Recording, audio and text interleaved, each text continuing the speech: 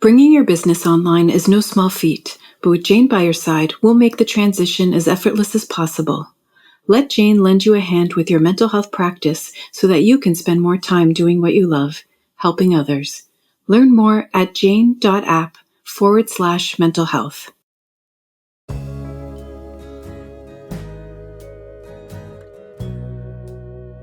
Cognitive behavioral therapy, or CBT as it is known, is the sliced bread of the therapy world. It's a staple of therapy that's available through your employee assistance program or community hospital psychiatric department. It's convenient, measuring anywhere between 6 to 8 sessions, and easily digested in its goal-oriented and evidence-based approach. It can be used for a smorgasbord of common maladies from post-traumatic stress symptoms, depression, and a range of anxiety disorders. CBT will not invite you to delve into the recesses of your unconscious, nor will it offer you a glimpse into your early childhood traumas. CBT is a no-nonsense approach that aims to identify a problem and start helping you find strategies to tackle them. The crux of CBT is the dynamic interaction between your thoughts, your feelings, and your behaviors, which is why CBT was the perfect intervention for Shannon and her history with health anxiety. With the world reeling from the impacts of the novel coronavirus, we could all use some strategies. I'm Talia Singer, and this is WhateverWorks. Today, I'm talking with Shannon. Hi, Shannon. Thanks for joining me. Hi, Talia. Thank you for having me. So I'm curious how you wound up finding cognitive behavioral therapy. So I was having some anxiety issues, fairly specific type of anxiety. And my doctor had referred me to a psychologist who I visited 5 times, and it was not a good fit for either of us. She did not invite me back after the 5th session. And so I was feeling pretty frustrated with the whole experience. And a coworker of mine actually suggested, she said, "Have you tried cognitive behavioral therapy?" And I didn't know what that was. And when I looked it up, it made a lot of sense to me because it seemed to give tools for coping. That was one thing I found lacking in my first experience, was there wasn't a so what? Like, what do I do when I leave this office? Is there anything, in between my sessions that I can use to help when I have anxiety? And I didn't find that helpful. So I thought, okay, cognitive behavioral therapy, maybe that'll give me something that I can, hold on to in between sessions that I can think about and work on. Do you mind, and you can definitely say no to this, but giving me a little bit of information about what you were anxious about? You don't have to go into great detail, just an idea. I think I have some generalized anxiety, but the big anxiety is health anxiety, like any type of experience or symptom, or even, reading something in the news and then thinking, do I have that? And like many types of anxiety, when you say it out loud, you feel like an absolute lunatic, but it's very real inside your head and your body. So for health anxiety, it was a very specific, in that I wanted something that when I started getting inside my own head and really getting worked up, that I could kind of bring myself back to earth. And the health anxiety, was that something new, or is that something that you had always had? I feel like I've always been a bit of a hypochondriac, but I found after having children, and I don't know if it was like I have people to take care of, so now I'm very aware of my own mortality, or if it was just like hormone related. But after having kids, it seemed to ramp up pretty high. So a coworker told you about CBT for anxiety, and you kind of read a little bit about it, and you thought to yourself, this is for me. And so what was it like going to your first session? It was a lot different from the other therapy experience I'd had. It was, it just felt more relaxed and conversational, but that could have been the style of the therapist themselves. Mm-hmm. It felt a lot more back and forth than just me talking. But it was sort of more like validation of, okay, that's a normal thing you're feeling, and this is why you might be feeling that. My first experience was like, and what do you think happened in your childhood to make you feel that way? I don't know. So, Right. it was, I just felt like it was more productive. Mm-hmm. I like that word, productive. So it felt like concrete, like you could almost like tangible, like hold it in your hands, like this is your health anxiety, and now we're going to manipulate it in a way that will change it. Yeah, it was like there was an action I could take directly because, I made progress on my initial progress, quote unquote, as much as you can do in 5 sessions. But, we talked about things and I thought, okay, maybe there's something there, but I didn't feel like we were doing anything with the health anxiety. So you walked into the office and you said that it was like a very conversational experience and comfortable for you. How many sessions of CBT did you attend before you started to feel things shift for you? I'd say there was just only a few because, she gave me things to read when I wasn't in the office and did a step-by-step process with me about, what exactly is happening in my brain when I'm getting this information. So, by about the 10th session for sure, I felt very confident and that I was handling like the anxiety a lot better. Can you give me an example of some of the strategies that you got from therapy? One of the things that I found very helpful, and, she had a whiteboard in her office and would write things on it. So one of the things is she wrote a pathway out of what happens in your brain or what was happening with anxiety of, at the top, we've got the situation and then move along the path and then experience the threat, which in my head was the thought of, some health event or something, or a symptom or something I was experiencing. And then further along the path, that's when your body goes into the fight or flight response, which obviously it does a million times a day for every situation. And usually it's pretty good at, figuring out what is a true danger to you and what can be brushed aside.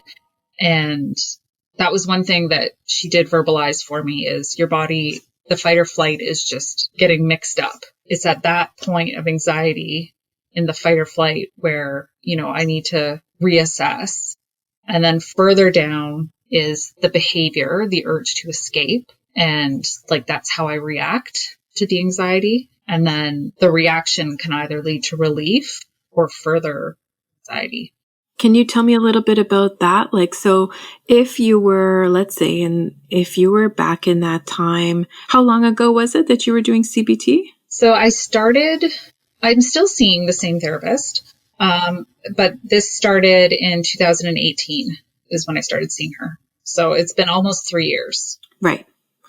And so if we were experiencing COVID in 2017, what would your natural reaction be if you were to have a health anxiety back then? What does escape have to do with it? Like for health anxiety, one thing I would have done is probably want to get tested a lot to confirm for myself that I don't have it. And that is a behavior that would not give me relief. It might give me temporary relief, but it would just exacerbate the anxiety because it would confirm in my head that my anxiety was valid. And by taking that action, I was giving myself a temporary relief, but then I wasn't giving myself tools to deal with the next situation where I thought I might have COVID. Mm-hmm. So this is where CBT helped because, like, let's say, I thought I had a tumor and I asked my doctor for an ultrasound or a CT scan or something. And if she had said yes, and I got that done and it was negative, that might, confirm for me, okay, I don't have it now. But then in 2 weeks, I'm like, oh no, I have another tumor. I can't go back and get that done every single time. That doesn't provide relief from anxiety. It provides you the temporary relief from the situation. So with CBT, it helps me change the behavior from giving you that temporary relief to moving you to a way that helps you cope with the anxiety without kind of feeding it. Mm-hmm. So I would go back instead of, catastrophizing and going straight away to some sort of relief behavior like that. I have to go back to the thought, the threat that I'm experiencing and say, ask some questions, some situational questions of, how long has this been happening? And what exactly does it feel like? And are there any other symptoms? Like, to really, before I let my brain get carried away into like the worst case scenario, to kind of bring it back to where it really is. Take notes, maybe say, I'm going to watch this for a week. Mm-hmm. And if it's still bad in a week, then I might call my doctor. But it gives me something to kind of hold on to, like a task to do and a checklist to follow before my anxiety flies all the way down the path where my behaviors are not healthy for me in the long term. That's a really great explanation. Yeah, I found it very helpful that there's something like tangible there. Hi, I'm Sophia from the Jane team. We understand that it can seem overwhelming to transition to a new software. However, with Jane, you're not alone. Jane's support team offers multiple touchpoints along the way to ensure you're up and running as smoothly and as quickly as possible. We're in this together. Jane is a Canadian-based PIPEDA-compliant practice management software, offering a range of different features including customizable electronic therapy notes, secure telehealth sessions, simple online booking, family relationships, and more, all on our Canadian-based servers. If you have any questions whether Jane is the right fit for your practice, we'd love to chat with you. Watch a demo and connect with us by visiting jane.app/mental health. I'm really curious about your experience because, other people that have come on the podcast have discussed other styles of therapy. And I'm thinking about someone who last season was talking about psychoanalysis that really felt that their childhood was very much connected to physiological experiences that you were having. And for you, because this podcast is called WhateverWorks, for you, what worked was not looking at those types of experiences, but dealing with the here and now.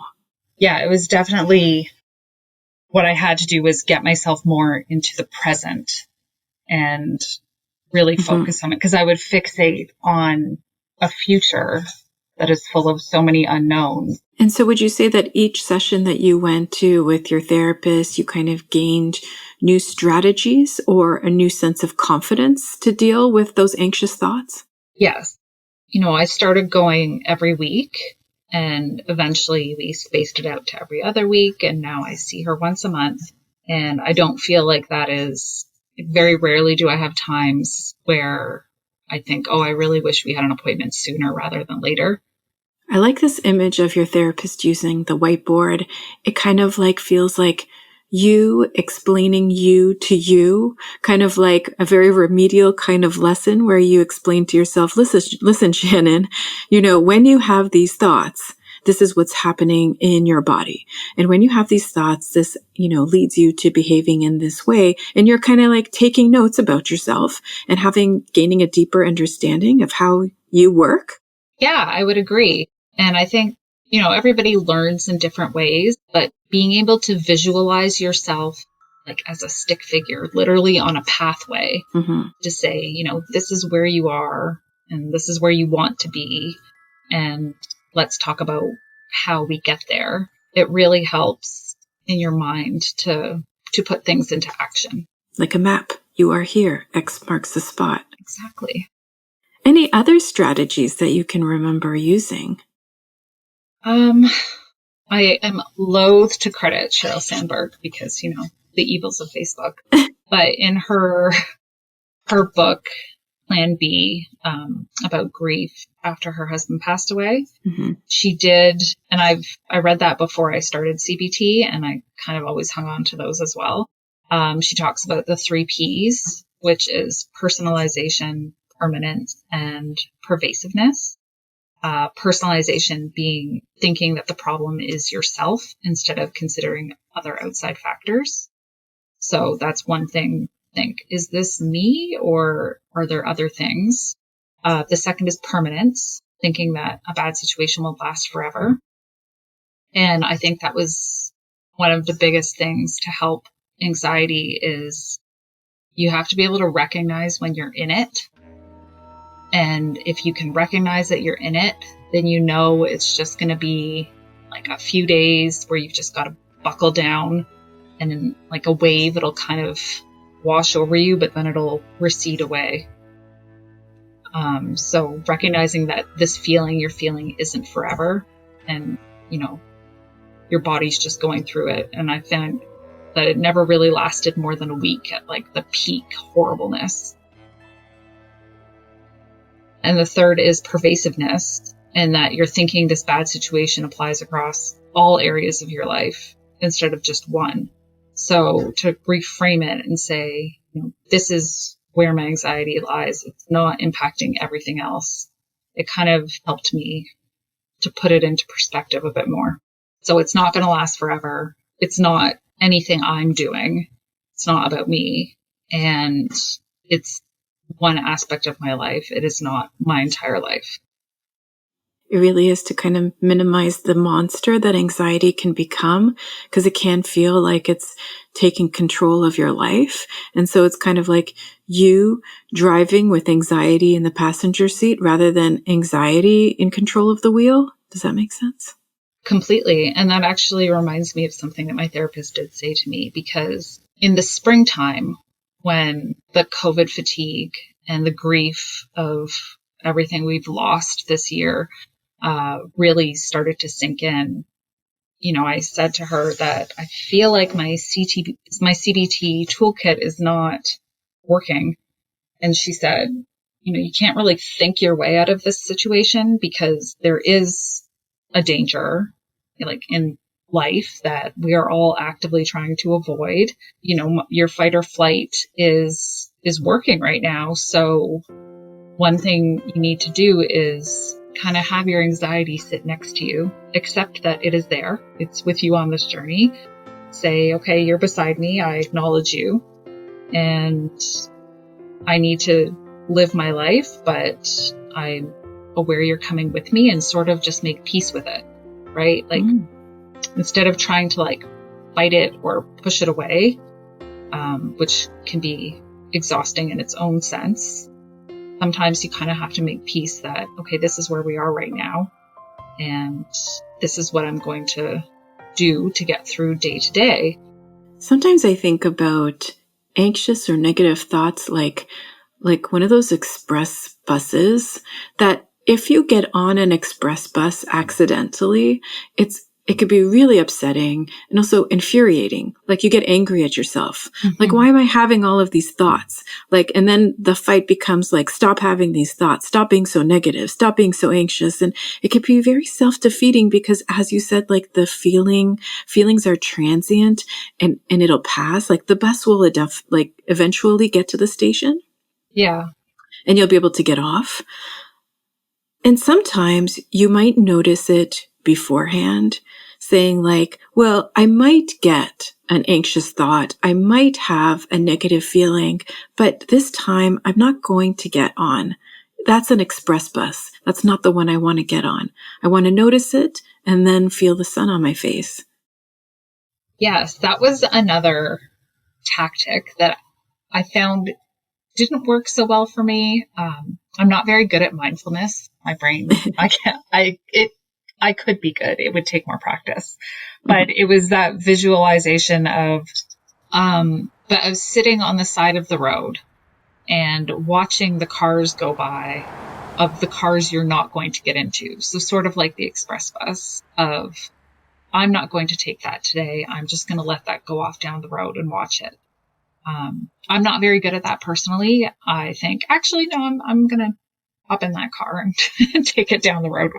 But it's one of those exercises where, you can visualize yourself saying, no, I'm going to step back and we're not going to do that today. Mm-hmm. But I find it very helpful to have tools like that, things that you can work on that gives you something to do. Mm-hmm. To try to cope with the anxiety, instead of just thinking, oh, I'm so anxious about this, and then there's nothing else to think about except that. And then you follow it all the way down to wherever it wants to take you. Mm-hmm. And then it's a lot harder to get back out. Whereas if you've got these tools, there's a few of them that you can kind of try to apply in various situations that, I have pretty good success now at stopping, like, it stops me from getting too far down the path. Shannon, thank you so much for taking the time to talk to me. Your time is very valuable, but honestly, you're so well versed in cognitive behavioral therapy. I think it's going to be of real benefit for someone who hasn't tried it before to kind of know exactly what they're getting out of it. So I really appreciate you sharing your experiences. Well, thank you for letting me. I am very pro therapy of any kind. And I think everybody, I wish the stigma would go away. And I think everybody would benefit from it in one way or another. This has been the 4th episode of the 2nd season of WhateverWorks. I'm Talia Singer. This podcast is written and produced by me and edited by David Conroy and Jason Ball. The theme song for this podcast is called Universal Donor, off the album Hopeful Monster, written and performed by Jason Ball. You can find it on Spotify and Apple Music.